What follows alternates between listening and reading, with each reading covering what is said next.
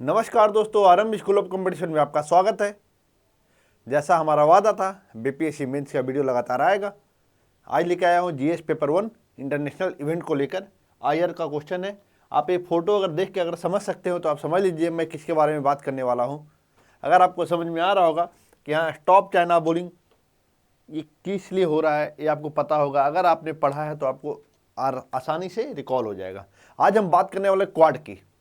Quad के बारे में समझेंगे। देखो, क्वाड आज इस वीडियो में क्या समझेंगे, एक तो क्वेश्चन फॉर्मेट में लेंगे और दूसरी बात और भी क्या क्या एस्पेक्ट हो सकते हैं ताकि क्वेश्चन जो मैंने बनाया है उससे अलग भी आए तो आप आराम से उसको आंसर कर पाओ। क्या इसमें देखेंगे, एक तो सबसे पहले वीडियो भी देखेंगे कि किस तरह से चीज़ें हो रहा है क्वाड में, कौन सी चीज़ों के लिए क्वाड का निर्माण हुआ है, किस तरह से एक दूसरे का सहयोग करेंगे लोग। ठीक है। दूसरा ये समझेंगे कि और भी कौन सी संस्थाएं हैं, कौन सा देश है जो चाइना के BRI प्रोजेक्ट या इंडो पैसिफिक में जो एग्रेशन है उसको रोकने के लिए किस किस तरह से काम कर रहा है। चाइना कौन सी नीति अपनाता है जिससे वो विभिन्न छोटे देशों को अपने ऋण जाल में फंसा कर अपनी सामरिक और रणनीतिक पहुंच को बढ़ा लेता है। ये सारी चीज़ों को समझेंगे और फिर इसको बैलेंस करने के लिए विश्व के कौन कौन से देश हैं जो अलग अलग तरह के जो प्रोजेक्ट हैं या परियोजना है या कुछ संस्थाएं हैं जो काम कर रही है, वो समझेंगे। इंडिया क्या कर रहा है, जैसे इंडिया को स्ट्रिंग ऑफ पर्ल्स के तहत घेर के रखा है तो इंडिया इसके बदले में क्या लेके आया है। इंडिया और कौन सी संस्थाओं की मदद से चाइना के इस एग्रेशन को प्रति संतुलित कर सकता है, समझेंगे। आज हम बात करने वाले क्वाड की। तो हाँ दोस्तों, आपका स्वागत है आरंभ स्कूल ऑफ कंपटीशन में। ये बीपीएससी मेंस के लिए बहुत ही इंपॉर्टेंट है। आप इसमें देखो, ग्रुप 7 की बात किया मैंने, यूरोपियन कमीशन की बात किया है, तो ये दोनों का मैंने फोटो लगा रहा है। इससे आपको समझना है, ये जैसे G7 याद आए आपको B3W याद आना चाहिए। ये जैसी याद आए तो ग्लोबल गेटवे यहाँ नजर आ रहा है आपको। ये दो वीडियो में दिखाऊंगा, उससे आपको समझना है। अब दिखाता हूँ मैं, वीडियो ही देखो पहले, ठीक है। इसमें आवाज़ मैंने बंद कर दिया, बस देखो, ये समझो। आप अगर समझ पा रहे हो तो एक चीज़ क्लियर हो जाएगा कि आप सही में कौन। ये इंडिया है, ये देख लो, ये कौन सा एरिया है, सोमालिया वाला। अब देखो, यहाँ चितगांव है, ये कौन सा एरिया है, एक कवर करो। ये यहाँ से यहाँ ग्वादर से आ रहा है, ग्वादर से आ रहा है हम्बन टोटा, और इस तरह से देखो ग्वादर, यहाँ हॉर्मुज वाला एरिया को, बावल मंडे वाला एरिया को मैं समझाऊंगा इसको, बस आप एक नज़र डालते जाओ क्या हो रहा है। चिटगांव जो बांग्लादेश वाला है, हम्बन टोटा ये हमारा कौन सा है, मालदीव वाला। ये नेकलेस अब इंडिया का कौन सा है, तो वो इंडिया ने क्या किया है, इंडिया का क्या रोल है, इंडिया इसको प्रति संतुलित करने के लिए क्या कर रहा है, वो देखेंगे। यहाँ पर एक चीज़ और देखो, इसको समझते हैं। स्टेट ऑफ मलक्का, ये स्टेट ऑफ मलक्का है, ठीक है, इंडोनेशिया के पास। ये चाइना का मैक्सिमम रूट जो होता है इस रूट से ही होता है। स्टेट ऑफ मलक्का जो अफ्रीका से कुछ अगर इंपोर्ट करता है या खाड़ी देशों से कुछ इंपोर्ट करता है तो इसी एरिया से लेके आता है। तो यहाँ पर इंडोनेशिया से हमारा संबंध अच्छा है। यहाँ पर हमारा अंडमान निकोबार द्वीप भी है। आप समझो, अब ये क्या है, ये एरिया, ये देखो, यही एरिया है जहाँ से चाइना है जो अपनी पहुँच बढ़ाता है, और इंडिया क्या करेगा, इसको प्रति संतुलित करने के लिए कौन कौन से कार्य करेगा। ठीक है, तो स्टडी एक इंडिया का नेकलेस ऑफ पर्ल्स लेके आया, नेकलेस ऑफ डायमंड। ये एरिया क्या है, ये जो दिख रहा है ना, ये मंगोलिया आएगा। ये जो सारा एरिया है, हम लोग एक एक चीज़ पढ़ेंगे। सिंगापुर से कौन सा कैसा हमने संबंध बना कर रखा है, किस तरह से हमने भी उसको घेरने का प्रयास किया है चारों तरफ से। हम कौन से वियतनाम से किस तरह संबंधों को बना के, क्योंकि दुश्मन का दुश्मन हमारा दोस्त होता है। तो वियतनाम, फिलीपीन जैसे देश को चाइना एग्रेशन साउथ चाइना सी में दिखाता है तो हम उससे अपना सहयोग बढ़ा रहे हैं। और क्वाड एक हमारी संस्था है जिसके माध्यम से इस तरह के देशों के साथ, जो ईस्ट एशिया और साउथ ईस्ट एशिया के जो देश है, उससे हमारे संबंध मजबूत होंगे। बस इतना समझना है। फिर अब मैप पे आते हैं। देखो, अब ये मैप है, पहले समझो, मैंने दोनों दिखा दिया है। पहले हम स्ट्रिंग ऑफ पर्ल्स की बात करते हैं। जब स्ट्रिंग ऑफ पर्ल्स की बात करेंगे तो यहां देखो, इसने क्या किया है,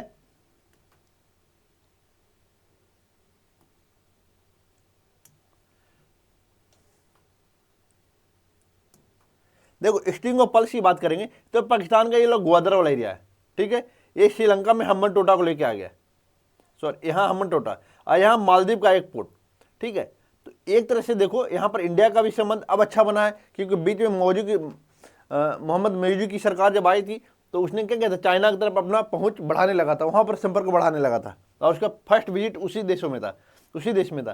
तो ऐसे में मालदीव जहाँ एक तरफ चाइना की तरफ भी जाता है, दूसरी तरफ इंडिया की तरफ अब आया है। तो देखो मालदीव की क्या एक तरह से भूमिका है, ये क्या करता है कि क्योंकि बहुत सामरिक प्लेस पर हिंद महासागर में वो स्थित है, और ऐसे इसका लोकेशन इतना ज़्यादा रणनीतिक है कि यहाँ पर हर कोई देश चाहता है कि हमें यहाँ पर कुछ ना कुछ मिल जाए, ताकि हम यहाँ पर अपनी मजबूती बढ़ा लें, अपना एक पोर्ट लगा लें, अपना एक नेवी का वेसल बना लें।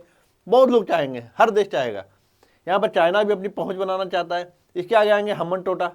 एक ध्यान रखना, छोटे देश बहुत चालाक होते हैं। ये क्या करते हैं, देखते हैं कि अरे अब इंडिया से लग रहा है एड कम आ रहा है, तो हम क्या करते हैं, थोड़ा चाइना की तरफ मूव करते हैं, क्योंकि चाइना हमारा दुश्मन है। तो चाइना जैसे ही आने लगेगा, इंडिया क्या करता है, थोड़ा एड बढ़ाएगा ताकि वो तुम मेरे पास ही रहो। तो ऐसे ही श्रीलंका भी करता है। ऐसे ही आपने देखा होगा कि अब तो म्यांमार में सैनिक शासन है, तो वहाँ का छोड़ ही दो। अब बांग्लादेश में आपने देखा था, शेख हसीना जब थी तो कहीं ना कहीं BRI में कहीं ना कहीं सहयोग ले रही थी, लेना शुरू कर दी थी। अब क्या है कि अब सरकार चेंज हो गई, ये पूरी तरह से चाइना समर्थित है। अब चाइना इसको बहुत सपोर्ट कर रहा है, पाकिस्तान इसको सपोर्ट कर रहा है। तो यहाँ पर अभी बांग्लादेश में क्या है, एक तरह से जो अभी गवर्नमेंट है, आंतरिक गवर्नमेंट ही है, इंटरनल गवर्नमेंट ही है, जो अभी कहीं ना कहीं चाइना और पाकिस्तान के इन्फ्लुएंस में है। लेकिन ट्रंप सरकार बनने के बाद ये थोड़ा दबाव में है, तो समझेंगे इस चीज़ को भी। अभी समझो, ग्वादर में आपने पढ़ा होगा, जिबूती में सैन्य अड्डा बना लिया है। अब भाई जिबूती यहाँ पर जाएगा तो वहाँ पर सैन्य अड्डा बना रहा है। ये क्या बोल रहा है, चाइना ने क्या बोला, स्ट्रिंग ऑफ पर्ल्स के तहत जो देशों के साथ बंदरगाह बना रहा है, बंदरगाह को लीज पे ले रहा है, वो क्या बोल रहा है, हमने व्यापारिक उद्देश्य के लिए। लेकिन आप ध्यान रखो, जब युद्ध वगैरह होगा इंडिया से या इस तरह कोई तनाव ज़्यादा बढ़ेगा, तो इन जो बंदरगाह हैं इन पे अपना सैन्य सामग्री और बहुत सारी चीज़ों को यहाँ पर स्थापित कर सकता है। अगर लेके आ रहा है हर बार, तो ऐसा थोड़ी है कि ये देश बार बार उसको चेक करेंगे, नहीं कर पाएंगे, क्योंकि इतना दबाव ही बना के रखेगा, उसको रिंग जाल में फंसा के रखेगा कि वो इस चीज़ को दबाव में रहेगा वो छोटे देश। और चाइना क्या करेगा, अपनी बातों को मनवा लेगा। ठीक है, ये सारे देश हैं तो स्ट्रिंग ऑफ पर्ल्स। लेकिन भारत ने क्या किया, बोला ठीक है तुम स्ट्रिंग ऑफ पर्ल्स लेके आए तो कोई बात नहीं, हम क्या बोलेंगे, चाबहार में ईरान में जाएंगे तो वहाँ पर हमने बंदरगाह ले लिया, ओमान में हमने लिया डोकम, सेशल में हमने ले लिया एजम्पशन, सोवांग इंडोनेशिया में, सिंगापुर में चांगी, वियतनाम में हमने ले लिया, जापान तो है ही हमारा सहयोगी, एक मंगोलिया में हमने बनाया। तभी देखो मंगोलिया कहाँ पर है, चीन के पास में है, एक तरह का चीन में घुसा पड़ा है। तो मंगोलिया से भी हमने बना रखा है संबंध अच्छा। भले मंगोलिया बहुत कम आबादी वाला देश है, लेकिन हमने एक तरह से नेकलेस बनाने का प्रयास किया है, ताकि अगर तुम कुछ करोगे तो ये देश यहाँ पर जहाँ जहाँ पर हमारा सहयोग है, जो बंदरगाह का प्रयोग, जो अलग अलग जो बंदरगाह है और अलग अलग देश जो है, मंगोलिया जैसे देशों से हम अपने संबंधों को मजबूत करके जब जरूरत पड़ेगी तो हम इसका ही प्रयोग करेंगे। क्या सिर्फ यही दोनों है हमारे पास? क्या स्ट्रिंग ऑफ पर्ल्स का जवाब सिर्फ नेकलेस ऑफ डायमंड ही है या और कुछ है? क्या कहने का मतलब है मेरा? अब एक तरह से दोनों को कंपेयर करके मैंने इधर दिखा दिया है कि देखो हम्बन टोटा में जाएगा, श्रीलंका में, मालदीव में जाएगा, ग्वादर में है, आपको देखो सूडान में भी कहीं ना कहीं वो बना रहा है। लेकिन एक चीज़ ध्यान रखना, एक ग्वादर और मालदीव और यहाँ पर हम्बन टोटा, ये एरिया में अगर एक कवर अपना बनाता है तो आपको दिखाओ, ये जो स्वेज कैनाल में जाने वाला रास्ता है, यहाँ पर चाहेगा तो चौक कर सकता है कि नहीं जब जरूरत पड़ेगी तो इसको ध्यान में रखते हुए। और देखो जिबूती के पास इसने क्या किया है, जिबूती के पास ये वाला जो एरिया है जिबूती का है, यहाँ पर वो सैन्य अड्डा भी बना रहा है। और जब सैन्य अड्डा बना रहा है तो यहाँ पर क्या है, क्यों सैन्य अड्डा बना रहा है? क्योंकि छोटा सा देश है, उसको रिंग जाल में इतना फंसा लिया कि मजबूर कर दिया उसको समझौता करने पर। तो यहाँ पर वो किसी तरह चाह रहा है कि ये जो अफ्रीका वाला जो आपने पढ़ा होगा, ये जो अफ्रीका,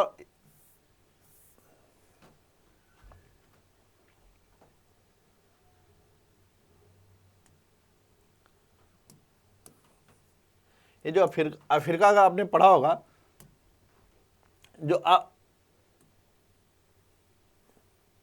ये जो अफ्रीका वाला ये वाला जो एरिया है ना, यहाँ पर क्या है, सोमालिया है, केन्या है, जिबूती है, ये वाला जो एरिया है यहाँ पर सब छोटे छोटे देश है। तो जिबूती तो बहुत छोटा है। तो अब ये सब जो देश है, जिबूती में अगर जो कर्ज जाल में फंसा लिया, उसके बाद क्या हुआ कि एक तरह से एक कहाँ पर आएगा, एक तो खाड़ी देश में इधर पहुंच जाएगा, इधर आएगा तो ये पूरा अफ्रीका वाला एरिया है। तो यहाँ पर लिख रहा है ना, Chinese built rail link due इन 2016, यहाँ पर क्या कर रहा है, इंफ्रास्ट्रक्चर क्रिएट कर रहा है। तो ये एरिया में वो कहीं ना कहीं चाह रहा है कि अपनी मजबूती बढ़ा ले, कि कभी वो ऐसा तनाव हुआ है तो हम इस एरिया को चौक कर दे। जिससे क्या होगा, मैक्सिमम देशों का जो क्या होता है। अब एक बात बताओ, मुझे अगर यूरोप जाना है, यूरोप जाने के लिए अब कोई देश इधर से गल्फ कंट्री से कुछ लेके जा रहा है तो क्या करेगा, इधर से जाएगा इधर, फिर मेडिटेरियन सी में जाएगा और मेडिटेरियन सी से क्या करेगा, यूरोप पहुंचा देगा। अगर यहीं पर वो चौक कर देगा तो क्या होगा, इसके तेल वगैरह तो जा पाएंगे नहीं उधर। अगर इधर से लेके जाना है, अगर ये सब क्या है, ओमान है, सऊदी अरब है, कुवैत है, ये सब एरिया से अगर लेके जाना है तो क्या करेगा, ये फंस जाएगा यहाँ पर। तो इसने ग्वादर पर भी कवर किया है, यहाँ पर जिबूती को भी कवर कर लिया है। तो इसको बैलेंस करने के लिए भारत ने क्या किया, एक तो ये चीज़ हो गया कि यहाँ पर एक चीज़ हो गया। अब दूसरी चीज़ देखेंगे कि ये वाला जो एरिया है साउथ चाइना सी वाला, ये जो साउथ चाइना सी वाला दिख रहा है रास्ता, ये जो साउथ चाइना सी है, इस साउथ चाइना ये क्या करा है, एक तो ईस्ट चाइना सी है, इधर इधर साउथ चाइना सी है। तो इसमें क्या करा है, जो एग्रेशन दिखा रहा है, तो यहाँ पर वियतनाम भी है, फिलीपींस भी है। तो वियतनाम और फिलीपींस क्या करेगा भाई, एक तो छोटा देश है, चीन के दबाव में आ ही जाएगा। तो चीन के दबाव में आएगा तो इसने क्या किया, थोड़ा सा बड़े देशों के साथ संबंध बनाना शुरू किया कि भाई मुझे बताओ, बचाओ बचाओ। साउथ कोरिया भी उधर है, अब साउथ कोरिया यहीं पर है, फिलीपींस यहीं पर है, कहीं ना कहीं इसका अमेरिका के इन्फ्लुएंस में रहता है, अमेरिका के अंडर में रहता है कहीं। अब साउथ कोरिया को तो पूरा सुरक्षा देने का वादा है, जिस तरह जापान को दे रखा है उसी तरह से साउथ कोरिया का वादा किया हुआ है। तो ऐसे में चाइना अग्रेशन दिखाएगा तो यूएस बाहर आएगा। और हमारे लिए फ़ायदा क्या है, जब यूएस बाहर आएगा तो साउथ चाइना सी में ये करेगा ऐसा, तो क्या करेगा, तो इधर भी अपनी मजबूती बढ़ा लेगा, इधर स्टिंग ऑफ पल्स करके रखेगी तो हर जगह मजबूत हो रहा है। तो हमने क्या बोला कि अनक्लॉज सी ऑफ लॉ जो होता है यूनाइटेड नेशन का, उसके हिसाब से जो देश नहीं चलेगा हम उसका विरोध करेंगे। तो हमने क्या करना शुरू कर दिया कि देखो भैया ऐसा है कि ये जो एरिया है इसमें ये करो कि हम हैं पूरी तरह लोकतांत्रिक देश, हम ऐसा नहीं है निरंकुश हैं, हम लोकतांत्रिक देश हैं, इसीलिए हम बना रहे क्वाड, समान विचारधारा वाले हैं और हम सब छोटे देशों का सम्मान करते हैं। हम चाहते हैं कि सबका संप्रभुता बना रहे, सबको आज़ादी मिले, सबको अपने अपने क्षेत्र में संसाधनों का दोहन करने का अधिकार है। अगर छोटे देश को कोई आग बड़ा देश नहीं दिखा सकता, इसीलिए हम छोटे देशों का सहयोग करेंगे। हम चाहते हैं कि इंडो पैसिफिक वाला जो एरिया है यहाँ से यहाँ तक में किसी तरह कोई एग्रेशन ना हो, कोई किसी की संप्रभुता को हनन ना करे और अपने अपने क्षेत्र में संसाधनों का दोहन करे। इसीलिए हमने बोला इन क्वाड जो है, क्वाड्रिलेटरल सिक्योरिटी डायलॉग इसको बोलते हैं। अब ये क्या है, ये 4 देशों का समूह है, 4 देशों का समूह है। इसकी उत्पत्ति कैसे हुई उसको भी हम डिटेल से समझ लेते हैं, इसको समझ लेते हैं पहले।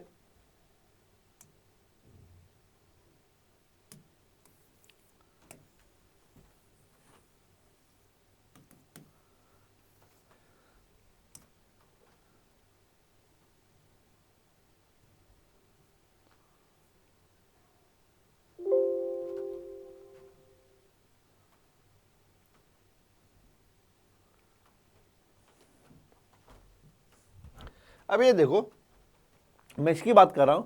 अब ये देखो, अब क्या है, एक तो चीज ये है कि आपने पढ़ा होगा कि चाइना क्या है,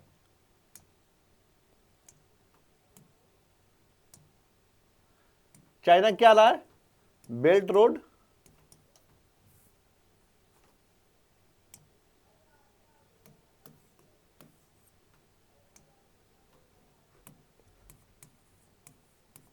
बेल्ट रोड इनिशिएटिव।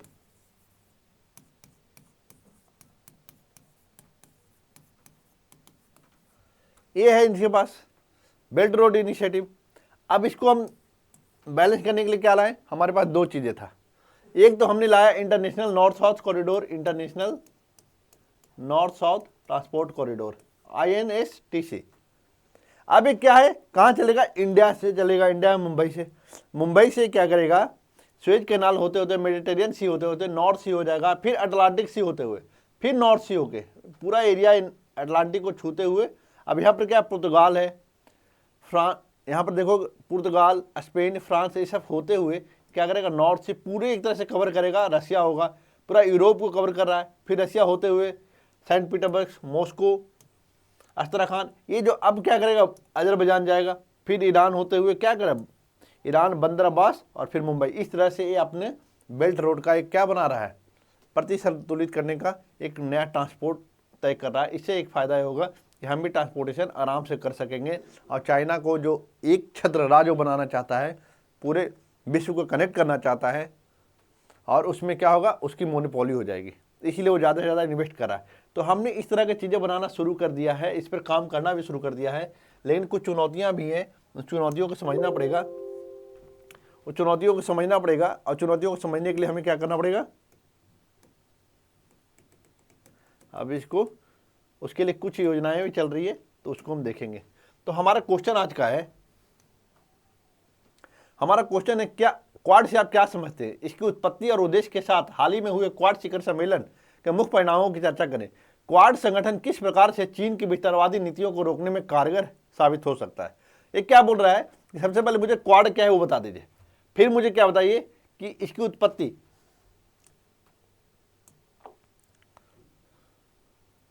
इसकी उत्पत्ति के बारे में बताइए। इसकी उत्पत्ति पूछ रहा है, ये उत्पत्ति है, ठीक है। इसका उद्देश्य क्या है, क्वाड शिखर सम्मेलन अभी हाल ही में हुआ था अमेरिका में, उसके परिणाम क्या आए थे उसके बारे में बताइए। क्वाड संगठन किस प्रकार से चीन की विस्तारवादी नीति, अब क्वाड बन रहा है तो हम बार बार बोल रहे हैं कि भाई अनक्लॉज का नियम का पालन करिए चीन को, कि आप विस्तारवादी नीति मत अपनाइए। अब जब विस्तारवादी नीति अपनाएंगे तो विश्व तो आएगा ही, क्योंकि आपके निरंकुश, आपके जो निरंकुशता है उसको विश्व नहीं सहेगा। इसीलिए हमने क्या किया, क्वाड लेके आ रहा है, हम बोले कि भैया ठहरो ठहरो, हम हैं। और हम मतलब कौन हुआ, हम 4 देश हैं, यूएस, इंडिया, जापान, ऑस्ट्रेलिया, ये 4 देशों का समूह है क्वाड। हमने क्या बोला, चतुर्भुज सुरक्षा वार्ता होता है क्वाड के तहत। औपचारिक रूप से ये एक रणनीतिक मंच है जिसमें यूएस है, इंडिया है, ऑस्ट्रेलिया और जापान है, जिसका उद्देश्य हिंद प्रशांत क्षेत्र में यूनाइटेड नेशन के नीतियों, यूनाइटेड नेशन का जो है convention on the law of sea के तहत क्या है, स्वतंत्र, समावेशी और सतत विकास को बनाए रखना है। क्या बोल रहा है, हम वही तो बोल रहे हैं, इंडो पैसिफिक में क्या करना है। इंडो पैसिफिक कौन सा एरिया, देखिए इंडिया जो है ऐसे, और यहाँ से आएंगे, ये आएगा, ये तो पूरा आपका क्या है, इंडियन ओशन है, इंडियन ओशन। इधर जो आएंगे, जो जापान वाला एरिया है, यहाँ से ऐसे ये वाला जो एरिया है, ये क्या है, पैसिफिक है, पैसिफिक ओशन है। और पैसिफिक ओशन में क्या है, साउथ चाइना सी है, ईस्ट चाइना सी है। तो ये वाला जो एरिया में है ना, इसीलिए बोल रहा, ये एरिया से लेके इस एरिया तक पूरी तरीके से क्या होना चाहिए, एक तरह से स्वतंत्र और समावेशी विकास सबका हो, कोई एग्रेशन न दिखाए, ठीक है, उसी की बात कर रहा है। अब इसकी उत्पत्ति कैसे हुई, उत्पत्ति का विचार, सबसे पहले इसकी उत्पत्ति का विचार सर्वप्रथम 2007 में कौन लाया था। क्वाड की उत्पत्ति का विचार सर्वप्रथम 2007 में जापान के पूर्व प्रधानमंत्री, जो तत्कालीन प्रधानमंत्री अब नहीं रहे, शिंजो आबे ने रखा था। 2007 में जब पहली बार मालाबार अभ्यास हुआ, मतलब इन 4 देशों के द्वारा, इसमें सिंगापुर भी शामिल था। अब इन 4 देशों के द्वारा जब शुरू हुआ मालाबार एक्सरसाइज में, लेकिन जब एक्सरसाइज के बाद इन लोगों का मीटिंग हुआ, सभी क्वाड सदस्य, जिसमें सिंगापुर शामिल नहीं था, 2008 में शामिल नहीं था, और क्वाड की संकल्पना आई 2007 में। लेकिन 2008 में क्या हुआ, मालाबार एक्सरसाइज से ऑस्ट्रेलिया बाहर हो गया, तो ऐसा मानो कि ये क्वाड खत्म हो चुका है, मृतप्राय हो चुका था। लेकिन जब 2017 आता है तो क्वाड को पुनः जीवन, एक तरह से कहते ना है कि फिर से जन्म हो गया। वो कैसे जन्म मिल गया उसको, चीन द्वारा क्या हुआ, साउथ चाइना सी में अपना एग्रेशन दिखाने लगा। वो आप देख रहे होंगे कि लगातार ताइवान के साथ क्या चल रहा है, फिलीपींस के साथ लगातार आपने देखा होगा, फिलीपींस का क्या कोई बोट जा रहा है तो उसमें हाई प्रेशर वाटर, पानी का बौछार कर दे रहा है, जिस कारण किसी का शिप डूब जा रहा है, कभी कुछ हो रहा है, कभी उसको फायरिंग कर दे रहा है। तो इस तरह से उसको रोकने का प्रयास करता है, क्योंकि फिलीपींस एक छोटा सा देश है और चाइना जैसा बड़ा देश उसको क्या करता है, डरा धमका के रखता है। अब कोशिश कर रहा है कि किसी तरह फिलीपींस से ही अपना संबंध बना ले अच्छा चीन। और क्यों, कैसे बना रहा है, क्योंकि वहाँ पर क्या करता है, चीन की एक नीति है, किसी तरह उसको पहले बातों से समझाओ, पैसे से समझाओ, ना माने तो एग्रेशन करो, यही तरीका है उसका, वही करता है वो। अब इस कारण क्या हुआ कि उसमें जब एग्रेशन दिखाना ना, चीन द्वारा दक्षिणी चीन सागर में कई तरह का कृत्रिम द्वीप बनाने लगा। आज यहाँ एक हमने द्वीप बना लिया कोई जगह पर, और द्वीप बना लिया तो क्या करेंगे, हम तो EEZ के बारे में पढ़ते, आज हमारा अंडमान निकोबार एरिया है, वहाँ पर क्या है, हमारा अधिकार तो है, उस क्षेत्र में दोहन का अधिकार तो है। ऐसे ही अगर आर्टिफिशियल द्वीप साउथ चाइना सी में कहीं पर ही बनाना शुरू कर देगा, फिर बाद में दावा करेगा ये तो हमारा क्षेत्र है। तो इस तरह की चीज़ों से विश्व सब नज़र रखा है, पूरा विश्व के देश।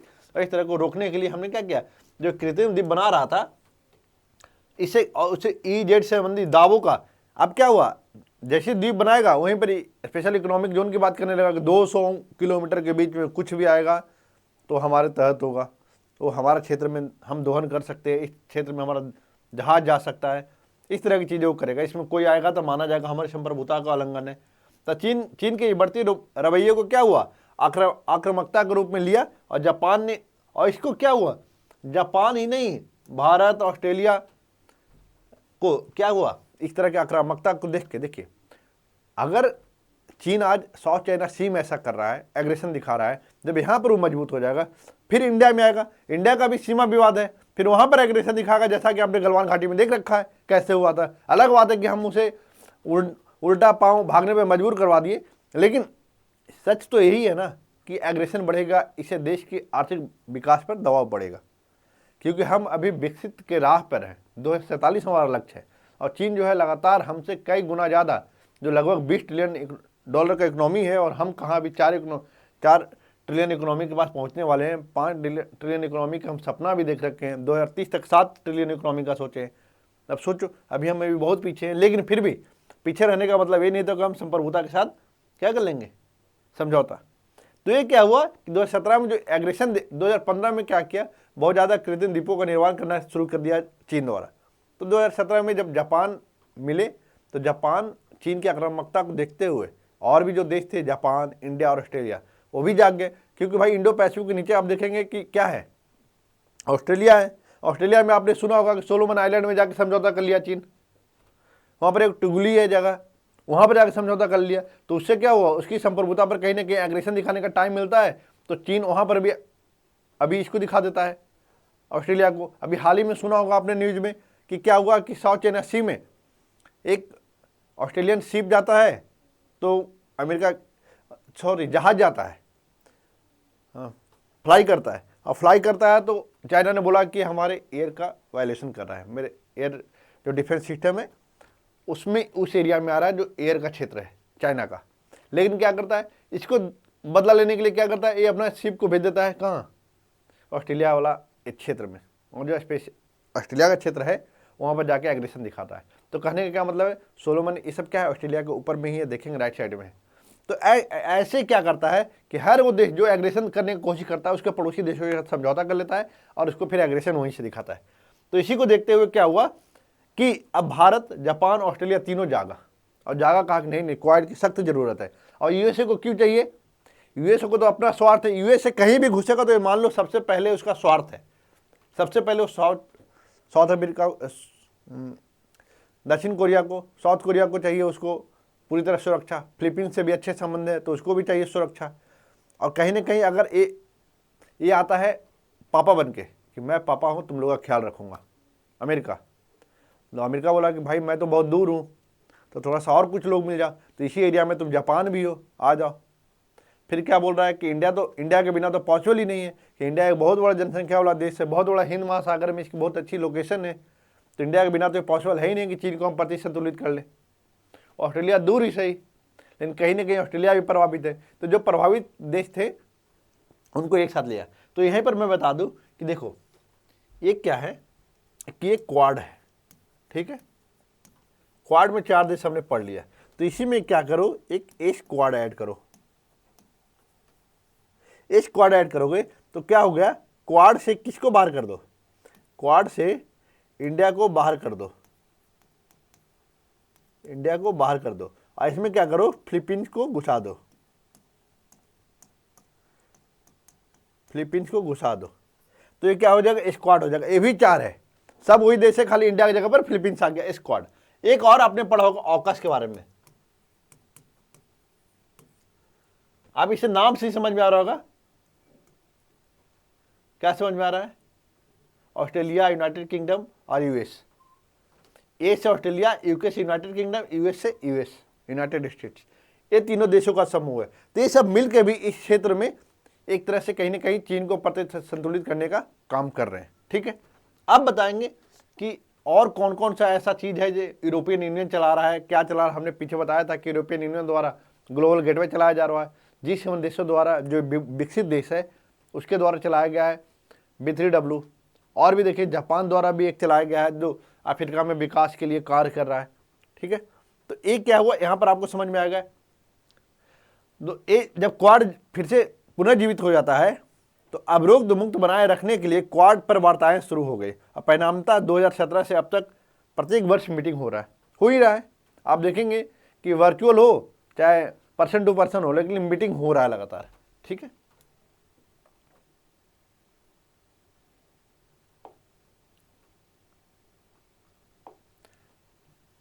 अब देखिए क्वाड शिखर सम्मेलन, अब परिणाम पे चलते हैं। जो अभी मीटिंग हुआ है उसमें क्या क्या चीजें आया था। तो 21 सितंबर 2024 को अमेरिका के डेलावेयर प्रांत में वेलिंगटन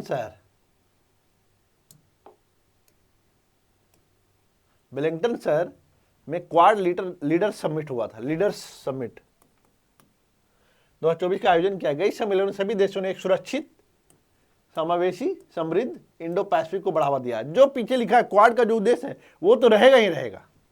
और बढ़ती वैश्विक घटनाओं के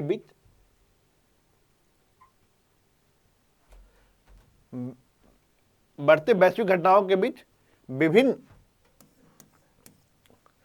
वैश्विक लाभ हेतु एक ताकत के रूप में खड़ा होने के लिए क्वाड को क्या किया, क्वाड की प्रतिबद्धता को पुष्टि की। अब इसके मुख्य विशेषता क्या है। अब इस मीटिंग में क्या हुआ, बोला गया क्वाड कैंसर मूनशॉट हम बनाएंगे। जो सर्वाइकल कैंसर से जो पीड़ित देश हैं वहाँ पर हम सहयोग करेंगे, महामारी संबंधी तैयारी करेंगे। आपने देखा होगा कोविड-19 के समय में किस तरह से छोटे छोटे देशों को, इंडिया ने तो लगभग 100 से ज़्यादा देशों को दवाइयों और वैक्सीन को पहुँचाया था। इसी तरह से क्वाड देश भी इस तरह की चीज़ों को उन्होंने वादा किया है। अब एमपॉक्स जो हाल ही में बहुत ही ज़्यादा न्यूज में था, WHO बहुत कंसर्न दिखा रहा था, उसकी भी सुरक्षा है तो ये सहायता करेंगे छोटे छोटे देशों को जो इंडो पैसिफिक देश में शामिल हैं। और भी देशों को करेगा, लेकिन इंडो पैसिफिक वाला जो देश है वो प्रायोरिटी पर होंगे। समुद्री सुरक्षा के लिए ये लोग क्या करने वाले हैं, मैत्री योजना लेके आए हैं। एक quad at sea observer mission है। इसका उद्देश्य क्या है, क्वाड सदस्यों के बीच समुद्री सुरक्षा को बढ़ावा देगा और कैसे अंतर संचालन में सुधार करना है, एक दूसरे कैसे क्षेत्र में एक दूसरे के क्षेत्र में या एक क्षेत्र में बढ़िया मुक्त रूप से आवाजाही कर सके, उसके लिए हमने क्या करेंगे, सहयोग करेंगे। आधारभूत संरचना निर्माण करना है, कैसे करेंगे। Quad ports of the future partnership क्या है, इसमें चारों देश मिलके पार्टनरशिप क्या है, और टिकाऊ और लचीले बंदरगाह बुनियादी ढांचों का विकास करेगा। समझ गए। इस चीज़ पे आपको याद यही करना है, Quad ports of the future of partnership, Quad at sea observer mission, मैत्री समुद्री सुरक्षा के लिए है। जब इसमें देखें क्वाड कैंसर एक तरह से क्या है, ये स्वास्थ्य की बात कर रहा है। पहले स्वास्थ्य क्षेत्र में काम करेगा, फिर समुद्री सुरक्षा में। एक तरह से ध्यान रखिएगा कि इसके जो 6 पिलर हैं, और इस 6 पिलर पर तो काम करता ही है। पहला क्या है, क्वाड शिखर सम्मेलन की बात आएगी तो पहली बात है इंडो पैसिफिक में स्वतंत्र और समावेशी विकास की बात करेगा, अनक्लॉज के नियमों के हिसाब से चलने की बात करेगा। इतना चीज़ आपको ध्यान में रहना चाहिए, किसी भी तरह एग्रेशन को बर्दाश्त नहीं करेगा, एक चीज़। लेकिन इसकी बुनियादी 6 पिलर है, स्वास्थ्य है, सुरक्षा है, अंतरिक्ष है, उभरती प्रौद्योगिकी है, और भी है जो हम बात करते हैं अभी, स्वास्थ्य, समुद्री सुरक्षा। ठीक है, इसके बारे में हमने देख लिया क्या करना है। अब ये देखिए अंतरिक्ष की बात क्या था। अब देखिए जलवायु और स्वच्छ ऊर्जा, जलवायु और स्वच्छ ऊर्जा, ये तो कोई भी मुद्दा होगा उसमें घुसेगा।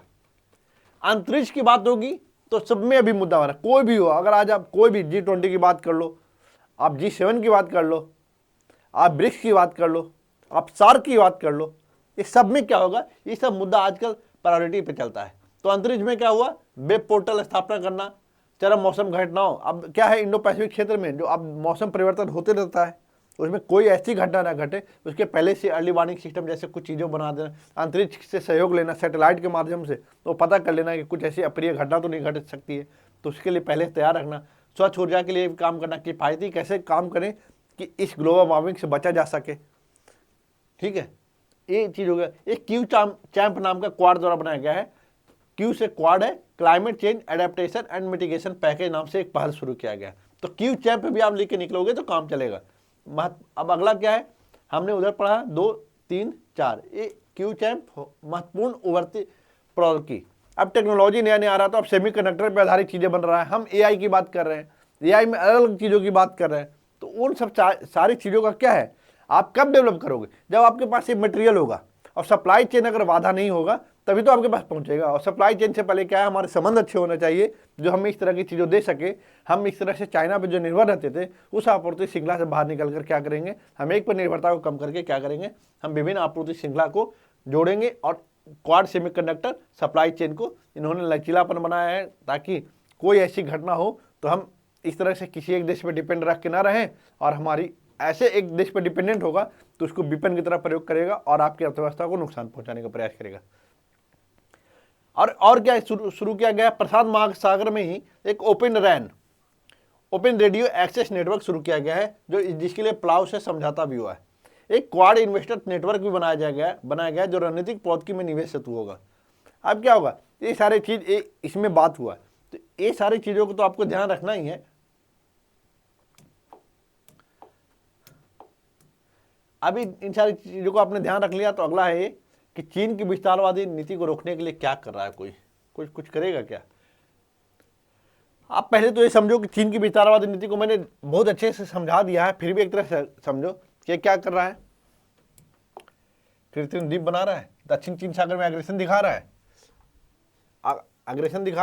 फिर क्या कर रहा है, अपना बच्चा स्थापित करने का प्रयास कर रहा है। इसके लिए चीन द्वारा मोतियों की माला, अब स्ट्रिंग ऑफ पर्ल्स के बारे में बात किया था मैंने शुरू में,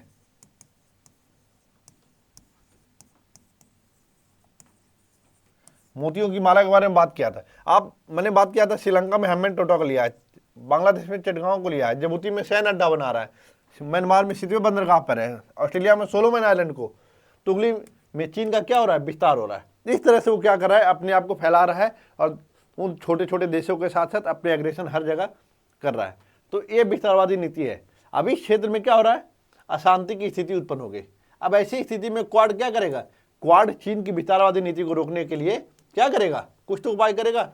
ये था विस्तारवादी नीति। अब इसको रोकने के लिए क्या करेगा, क्वाड कुछ काम करने शुरू कर दिया। तो ये क्या बोला, G7 बोला कि हम B3W लेके आएंगे। B3W क्या है, इंफ्रास्ट्रक्चर में कैसे ज़्यादा से ज़्यादा इन्वेस्ट करना है, उसके लिए एक तरह से व्यवस्था है। BRI को प्रति संतुलित करेगा।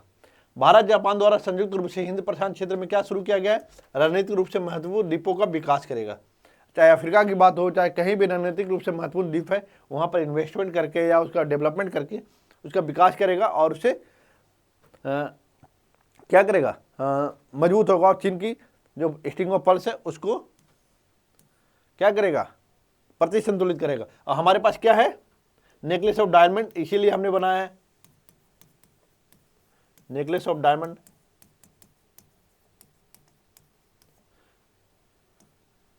नेकलेस ऑफ डायमंड है हमारे पास, INCTC है। तो इन सारी चीज़ों से क्या करेंगे, हम उसको रोकने का प्रयास कर रहे हैं। यूएस और ब्रिटेन द्वारा और ऑस्ट्रेलिया द्वारा। अब देखो, यूएस और ब्रिटेन ने क्या किया, हाल ही में ऑस्ट्रेलिया से समझौता किया कि भाई इसको पनडुब्बी, हाल ही में आपने सुना होगा 6-8 महीना पहले का न्यूज है कि ब्रिटेन पहले फ्रांस से समझौता था, फिर बाद में उससे हटके ब्रिटेन और यूएस ने बोला है कि हम बहुत सारा पनडुब्बी आपको बना कर देंगे ताकि आप अपने नेवल को मजबूत करिए।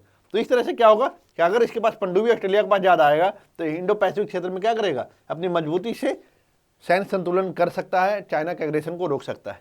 ठीक है, लोकतांत्रिक देशों के विचारधारा वाले देशों के साथ सहयोगवाद। अब क्या कहने का मतलब है कि हम एक डेमोक्रेसी वाला देश है। हम शुरू में ही हमने बताया था कि अब सारे लोग मिलेंगे, मिलके क्या करेंगे, एक विचारधारा के जो लोकतांत्रिक विचारधारा के होंगे तो नागरिकों के हितों को ध्यान रखेंगे।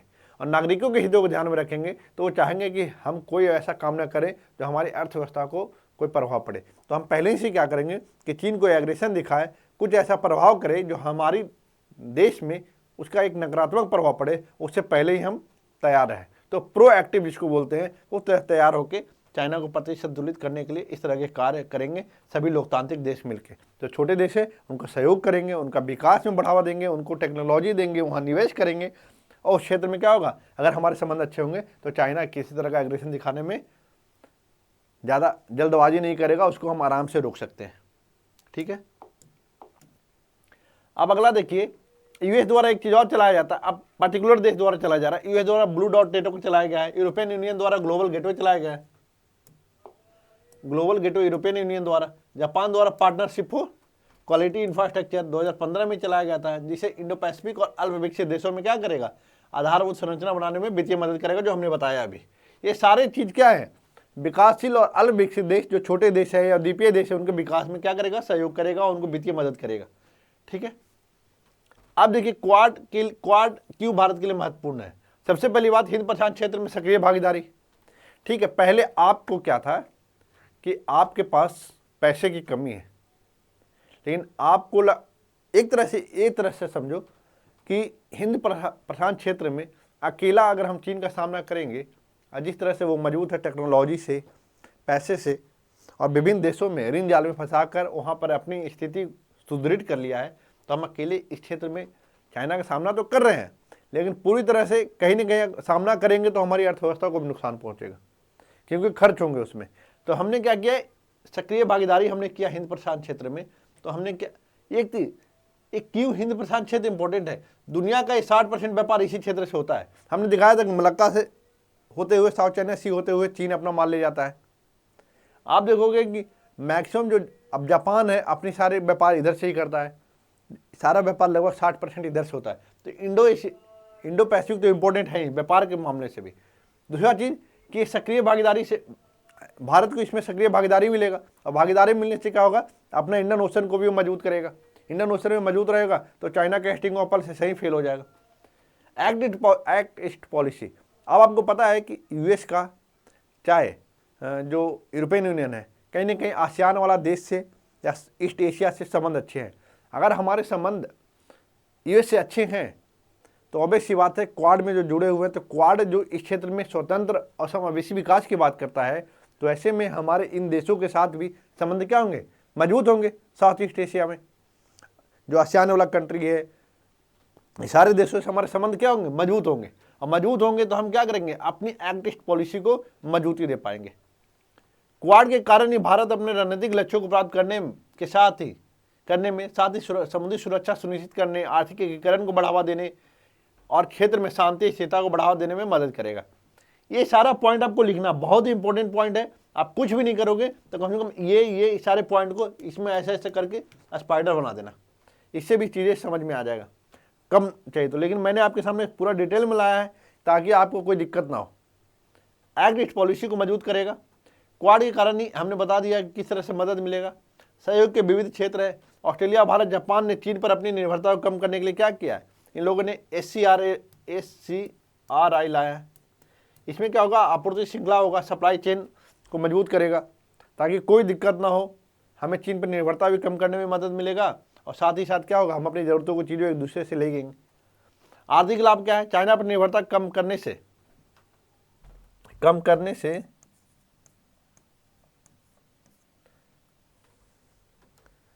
निर्भरता को कम कर कई बार आपूर्ति श्रृंखला ने चाइना द्वारा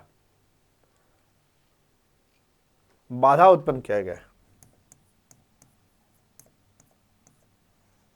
चाइना द्वारा बाधा उत्पन्न किया गया। ऐसे में क्वाड देशों के लिए भारत एक पसंदीदा देश हो सकता है, क्योंकि अब क्या कह रहा है कि देखो कोविड-19 के समय में क्या हुआ था कि बहुत सारे देश, न सिर्फ इंडिया, विभिन्न यूरोपियन कंट्री देश, छोटे छोटे अफ्रीकन कंट्री देश, ये सब लोगों ने चीन से बहुत ज़्यादा आयात किया है और अपनी निर्भरता वस्तुओं के लिए चीन पर था। उसमें क्या हुआ, जहाँ कोविड से एक तरफ लोग मर रहे थे, परेशान थे, दूसरी तरफ चीन इसको विपन की तरफ प्रयोग कर रहा था, सप्लाई चेन को रोक दिया और अपनी मोनोपोली के रूप में कई तरह की चीज़ें पूरा करवा रहा था। तो ऐसे में क्या होगा कि अब क्या है, जो वेस्टर्न कंट्री की कंपनियां भी है, अब क्या कर रहा है, चीन +1 की नीति अपना रहा है। चीन में तो हम हैं, लेकिन चीन के अलावा भी एक जगह और रहेंगे। अगर आपने चीन ने रोका तो हमारे पास एक तो है, हमारा काम चलता रहेगा। तो इसका फायदा क्या उठा सकता है, भारत उठा सकता है। ठीक है, अब एक तरह से क्या चुनौतियां क्वाड के सामने, एक तरह से पूरी तरह से इसका कोई सचिवालय नहीं है, कोई ऑफिस नहीं है, संस्थागत नहीं है। चीन आरोप लगाता है कि इसमें शीत युद्ध वाली मानसिकता है, कहीं ना कहीं लड़वाना चाहता है दो गुटों में, एक अमेरिका के साथ इंडिया है और कहीं ना कहीं चीन के एक ग्रुप के साथ, दोनों को लड़वाना चाहता है। अद्वितीय चरित्र है। एक तरफ तो चीन भारत के बारे में क्या बोल रहा है कि एक तरफ तो भारत बोलता है कि हम SCO, ब्रिक्स, इस सब को आगे बढ़ाना चाहते हैं, वहाँ पर चीन के साथ संबंध अच्छा करना चाहता है, और दूसरी तरफ क्वाड के माध्यम से चीन से अपनी क्या कर रहा है, अपना दोहरा चरित्र दिखा रहा है। क्षेत्रीय समूह से अलग रहना कठिन साबित होगा। आप बताइए, वही मैं बात कर रहा हूं। ये जो ब्रिक्स है, एससीओ है, इस तरह के संगठन में क्या है, चीन और ये दोनों है। अब दोनों रहेगा तो यहाँ पर तनाव तो स्थिति उत्पन्न होगा ही। तो क्या होगा, क्षेत्रीय समूह से अलग रहना कठिन साबित। अब एक चीज ध्यान रखना, ये एक चीज को समझो पहले कि अद्वितीय चरित्र यहां पर इससे भी दिखता है कि एक तरफ हम आसियान तो है, अपना सुरक्षा के लिए तो कार्य कर ही रहा है, तो आप उसमें क्यों नहीं सहयोग कर रहे हो? आप उसी को सहयोग करो ना, आप अलग से संस्था क्यों बना रहे हो? कहने का ये मतलब, पैसिफिक आइलैंड फोरम है, आप उसमें इन्वेस्ट करो, पूंजी दो, उनको विकास करो, टेक्नोलॉजी दो, क्यों नहीं करे? तो वहां पर चरित्र आपका द्वितीय है। ये क्या है, और इंडियन ओशन रिम एसोसिएशन, इसमें क्यों नहीं कर रहे हो? आप इसको सहयोग करो ना। आप अलग से क्वाड बना रहे हो, फिर कह रहे हो कि ये सभी तो वही बात कर रहा है, तो आप उसको सहयोग करो। तो कहने का मतलब है कि इस तरह की चीज़ों को आपको वरीयता देना चाहिए, इसे अलग रख के आप काम नहीं कर सकते। तो यहाँ पर हमारा ये आंसर होगा कि हम ये सारी संस्थाओं के जो नियम है, जो इनके लक्ष्य है, उनका तो हम सम्मान करते ही हैं। साथ में हमारी संस्थान भी है, जो क्वाड जो बना है संगठन, ये भी उनको लक्ष्यों को पहुंचाने में, उस लक्ष्यों को पाने में सहयोग करेगा। भारत क्वाड में भागीदारी से रूस चाइना के साथ संबंध में तनाव आ सकता है। चाइना के साथ तो है ही, ईरान के साथ भी हमारे संबंध कहीं ना कहीं, यूएस और ईरान का अच्छा संबंध नहीं है, तो हमारे ईरान से भी दिक्कत होगा। तो ईरान भी हमारा चाबहार बंदरगाह है, बहुत बड़ा इन्वेस्टमेंट है, तो हमें कहीं ना कहीं बैलेंस करके चलना होगा, ताकि कुछ ऐसा कार्य ना हो, क्योंकि ईरान में चीन का भी निवेश है। अगर चीन ज़्यादा ईरान अगर इंडिया की तरफ ज़्यादा झुकेगा तो चीन उसको बैलेंस करेगा, और चीन जब इंडिया जब यूएस की तरफ जाएगा तो चीन इंडिया को कहेगा कि हम चीन की तरफ चले जाएंगे। तो इस तरह से ये भी बैलेंस करने का प्रयास करेगा। तो हमें कुछ ना कुछ ऐसा नीति अपनाना होगा ताकि कोई देश इस तरह से नाराज ना हो और हमें हमारे संबंध अच्छा रहे। वादों में विफलता, हमने बोला था कि 800 मिलियन वैक्सीन हम सभी लोगों को पहुँचाएंगे, ये क्वाड के देश नहीं पहुँचा पाए, वो भी विफल रहे। तो ये कुछ चुनौतियाँ हैं, और चुनौतियों को लिए अब क्या है, इसी चीज़ों को, जो चुनौती है उसी को ठीक करने का प्रयास करेंगे, सोल्यूशन दीजिए कि हाँ ऐसा जो है, ये अगर मानसिकता आरोप लगा रहा है तो चीन तो आरोप लगाएगा ही, क्योंकि इससे क्या होगा, उसे लगता है कि हमारी एग्रेशन को तो चैलेंज कर देंगे, इसलिए वो आरोप लगाएगा। अद्वितीय चरित्र कहाँ है? हमने बोला कि संगठन बहुत सारे हैं, हमारा एक संगठन है, ये भी उसमें सहयोग करेगा। आगे के राह क्या है? क्षेत्रीय समूह पर ध्यान देना, जो ये सब है, ये सबको सम्मान दो। हमने क्या बोला, इसी को ठीक कर दो। अब जो भी है उसको स्थिर बनाए रखना, उसको विकास करना, टेक्नोलॉजी दो, विकास दो, करो। क्षेत्र में मौजूदा संगठनों को बढ़ा दो। क्वाड को अन्य संगठनों को खत्म करने के बजाय अब क्या है, ये बोल रहा है कि जो ये, इसको ऐसा लग रहा है कि हम मृत प्राय हो गए, इसको मृत प्राय नहीं करो, इसको जागृत करो और उसको सहयोग करो, ठीक है। और बहुपक्षीय क्षेत्रीय संगठनों को बढ़ावा दो। अस्पष्टता और अस्पष्टता को संतुलित करना, ये क्या बोल रहा है कि देखो, क्वाड को पारंपरिक सुरक्षा, चीन के सैन्य कार्रवाई पर विशेष ध्यान के बजाय टकराव के जोखिम को कम करने पर ध्यान देना चाहिए। और क्या करना चाहिए, क्वाड के साझा हितों पर ध्यान देना चाहिए। कहने का मतलब क्या है, ये बोल रहा है कि अस्पष्टता। अब एक ही चीज, अब क्वाड को सिर्फ ऐसा मान के ना चलो कि हम चीन के विरुद्ध बनाए हैं। भाई इसके अपने भी लक्ष्य हैं, इसके अपने लक्ष्य हमने बताए थे कि क्या है, स्पेस है, हमने बोला था हेल्थ है, टेक्नोलॉजी है, क्लाइमेट चेंज है, मैरीटाइम है। इन सारे सेक्टर में क्या होगा, सहयोग करेगा। अब इस सारे सेक्टर में सहयोग करेगा तो क्या होगा, ये तो अपना ही, तो हम क्या करें, इसका ये तो डेवलप हम कर ही रहे हैं, 6 पिलर तो है ही हमारे इस क्वाड का, लेकिन चीन के भी जो एग्रेशन है उसको रोकने का प्रयास करेंगे। तो हमें बताएंगे कि हमें हमारा सिर्फ एक लक्ष्य नहीं है कि हम चीन को यहाँ पर बैलेंस करें, साथ ही हम चाहते हैं कि क्वाड देश आपस में विकास करें, और जो इंडो पैसिफिक में जो द्वीपीय देश है उनका हम टेक्नोलॉजी और वित्तीय सहायता करके उनका भी विकास करें। इसी तरीके से चीज़ों को आपको बताना है, हम ये ग्रुप में डाल देंगे टेलीग्राम चैनल पर, आप उसको देखिएगा, वहाँ से डाउनलोड कर लीजिएगा। डाउनलोड करके आंसर में बहुत सारे चीज़ों को मैंने शामिल किया है, इसमें से अच्छी अच्छी चीज़ों को आप ले लीजिएगा और एक अच्छा सा आंसर बना लीजिएगा। आंसर की सारी क्वाड में जो जो चीज़ें हो सकती है मैंने यहाँ पर दे दिया है, तो बाकी आपके ऊपर डिपेंड करता है कि आप कैसा लिखते हो, ठीक है। तो कोई दिक्कत हो तो हमारे कमेंट में लिखिए। वीडियो अच्छा लगा तो लाइक करिए, शेयर करिए, सब्सक्राइब करिए। Thank you so much. जय हिंद, जय भारत।